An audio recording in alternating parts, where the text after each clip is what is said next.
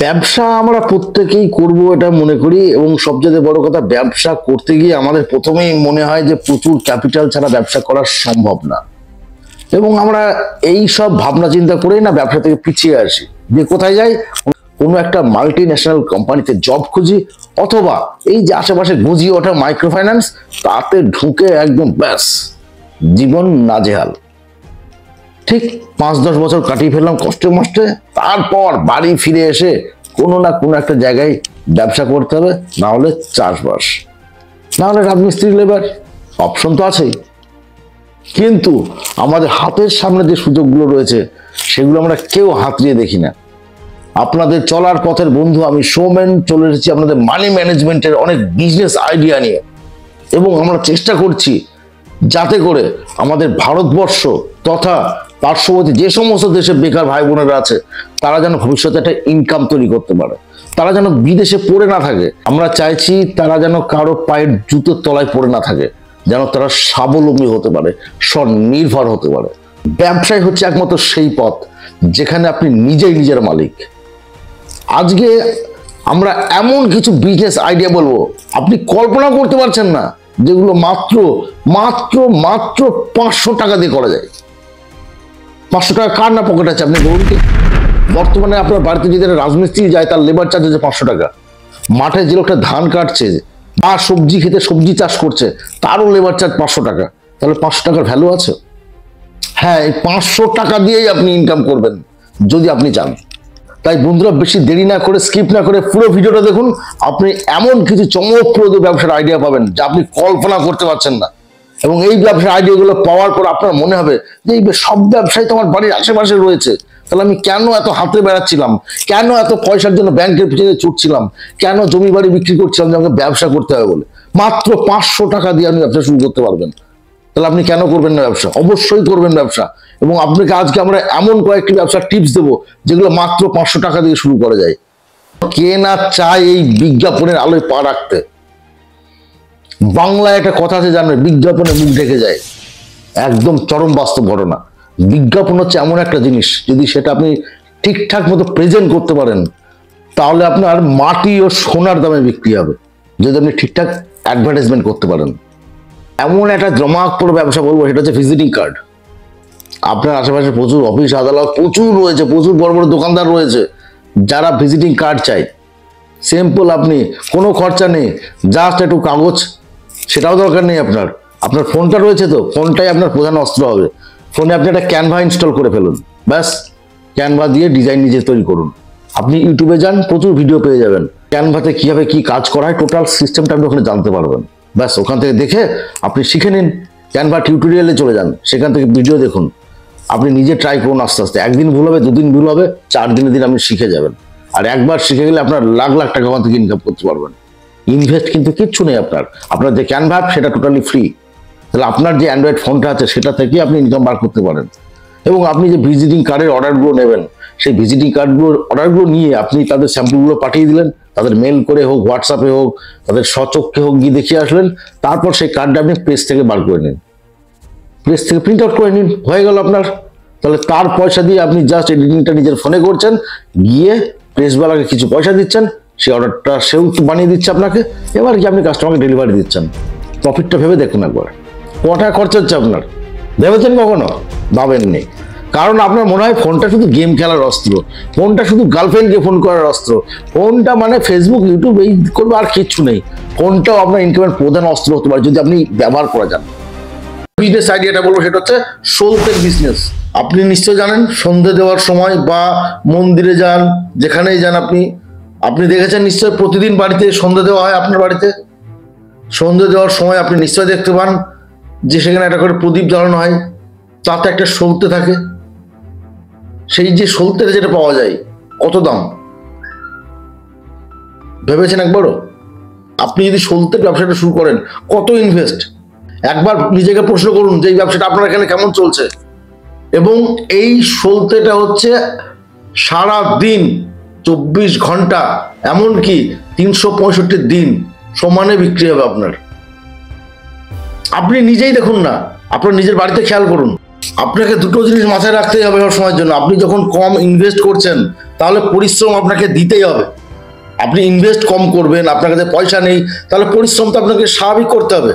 এবং যে কোনো ব্যবসা আপনি জানবেন, যে কোনো ব্যবসা শুরু হয় ছোট থেকে, যখন বড় হয়ে যায়, স্টক যখন আস্তে আস্তে বাড়াতে শুরু করা হয়, তখন তার ক্যাপিটালটা লাগে। এবার আপনি যদি শুরুটা করতে পারেন, সেক্ষেত্রে আপনার ব্যবসা থেকেই তো আপনার ইনকাম হয়ে যাচ্ছে।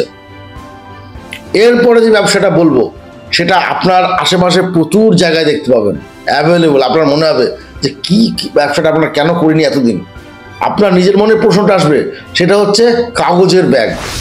আপনি ওষুধের দোকান বলুন, কাপড়ের দোকান বলুন, চায়ের দোকান বলুন, বা আপনার গিফটের দোকান বলুন, সব জায়গায় গেলে আপনি দেখবেন খুব শৌখিন কাপড়ের ব্যাগ পাওয়া যায়, যার ভিতরে তারা মালটা পুরে আপনাকে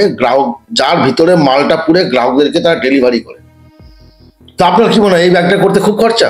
কোনো খরচা নেই, জাস্ট আপনাকে পেপারটা কিনতে হবে। তো আপনি এই পেপারটা যদি ইন্ডিয়া মার্ট বা বিভিন্ন অ্যামাজন, ফ্লিপকার্ট এখানে কিনে নেন, তাহলে আপনার খরচা কত? 200 টাকা বান্ডিল পরে কাগজটা কিনতে। এবার আপনার সঙ্গে কি লাগছে? জাস্ট আর ফেভিকল। এবার আপনি ভাবছেন যে আমি এটা বানাবো কি করে, কে শেখাবে আমাকে?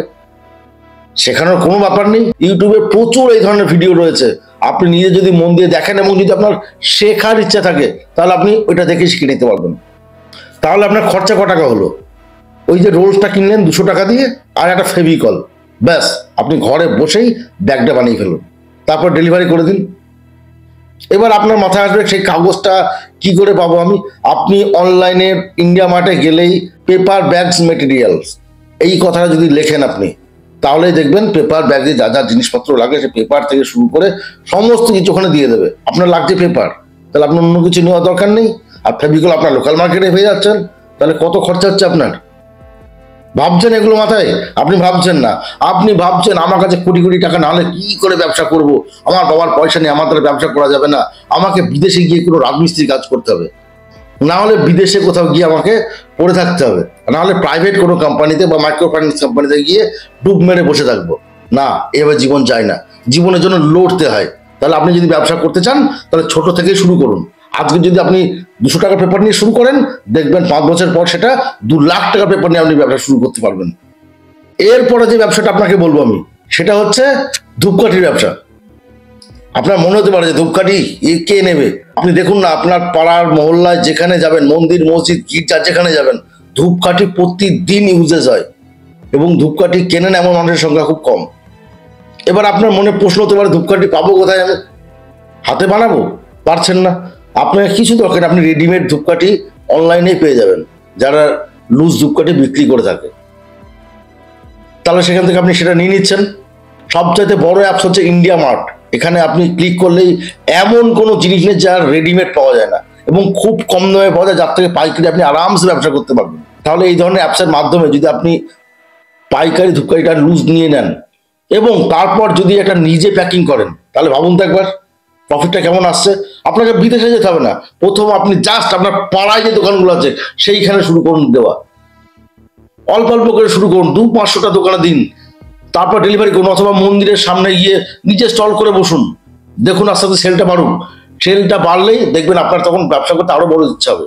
আপনি ভাবছেন এই ধরনের ব্যবসা কেন করব? বাস, ব্যবসায় ছোট বড় কিচ্ছু হয় না। ব্যবসার মেন হচ্ছে মূলধন, আর মেন হচ্ছে নিজের পরিশ্রম। একটা ধূপকাঠি বেচে যদি তুমি কোটিপতি হতে পারো, তাহলে তুমি ধূপকাঠি বেচতে লস কোথায়? তা না করে তুমি কি করছো? ওই পরে একটা কোম্পানির জন্য ছুটোছুটি করছো, বা মাইক্রো ফাইন্যান্স কোম্পানির গালিগালাজ খেয়ে পড়ে আছো ওখানে করে। কি লাভ এতে জীবনের? সেই তো ঘরে ফিরে এসে একটা মুদির দোকান খুলে বসবে, বা বাবার টাকা দিয়ে বড় বড় ব্যবসা করার চেষ্টা করবে, লাস্টে লুজার। এর কোনো ভবিষ্যৎ হয় না যদি তুমি নিজে পরিশ্রম না করো এবং যদি তুমি নিজের ব্যবসার আইডিয়া না নাও। তাহলে এই একটা ব্যবসা গেল যেটা খুব লাভজনক ব্যবসা এবং ইনভেস্টও খুব কম। তুমি 200-500 টাকা যদি ধূপকাঠি কিনে নাও অনলাইন থেকে এবং সেটা যদি প্যাকিং করো, প্যাকিং করে যা তোমার পাড়ার দোকানে দাও 10 টাকা বা 20 টাকা প্যাকেজ করে, দেখো তোমার কত প্যাকেট বেরোয়। পার ডে 1 থেকে 200 টাকা লাভ হবে। এবার তোমার মনে হতেই পারে যে মাত্র 100 থেকে 200 টাকায় কি হবে? বাস, তুমি তো ইনভেস্ট করছো মাত্র 500 টাকা, তাহলে তার থেকে প্রফিট আর কত বেশি আসবে। এবার তুমি যদি মনে করো আরো বেশি প্রফিট করবো, তাহলে তুমি মালের প্রোডাক্ট বাড়াও, আস্তে আস্তে তুমি ব্যবসাটাকে গ্রো করো। যত গ্রো করবে তত তোমার পয়সা আসবে, সোজা হিসাব। তুমি ব্যবসায় যেমন ইনভেস্ট করবে, প্রফিট তো তার উপর বেস করেই আসবে। নাকি তার ডাবল প্রফিট চলে আসবে? তাহলে তো তোমাকে চুরি করতে যেতে হবে। এরপরে যে ব্যবসাটা বলবো সেটা হচ্ছে জলের ব্যবসা।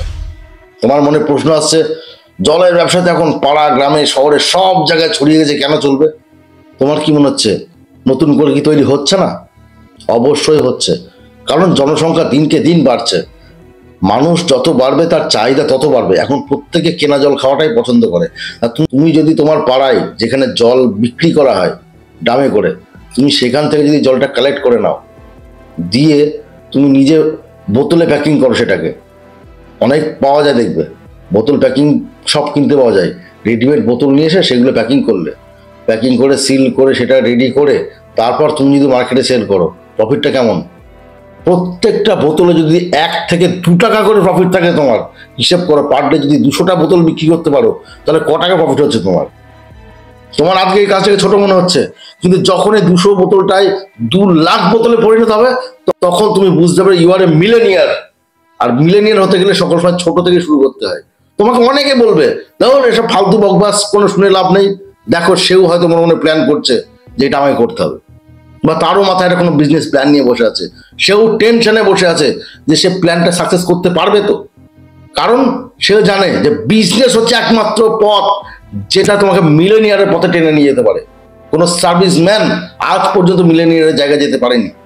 এবং যত সার্ভিসম্যান রয়েছে তারা প্রত্যেকেই কোনো না কোনো বিজনেসের মধ্যে নিজের মাথা ঢুকিয়ে বসে আছে, কারণ তারা জানে এখানে পয়সা অঢেল, যদি একটু পরিশ্রম আর ব্রেন খাটানো যায়। ব্যবসা সম্পর্কে আপনার আগ্রহ জন্মায় মনের মধ্যে, অবশ্যই আমাদের কমেন্ট বক্সে জানাতে ভুলবেন না। এখনো পর্যন্ত যারা আমাদের চ্যানেলের ভিডিওগুলো দেখছেন কিন্তু সাবস্ক্রাইব করেননি, তাদের অনুরোধ রইল, যদি আপনার এই আইডিয়া আরো চায় তাহলে অবশ্যই সাবস্ক্রাইব, লাইক ও শেয়ার করে আমাদের পাশে থাকবেন।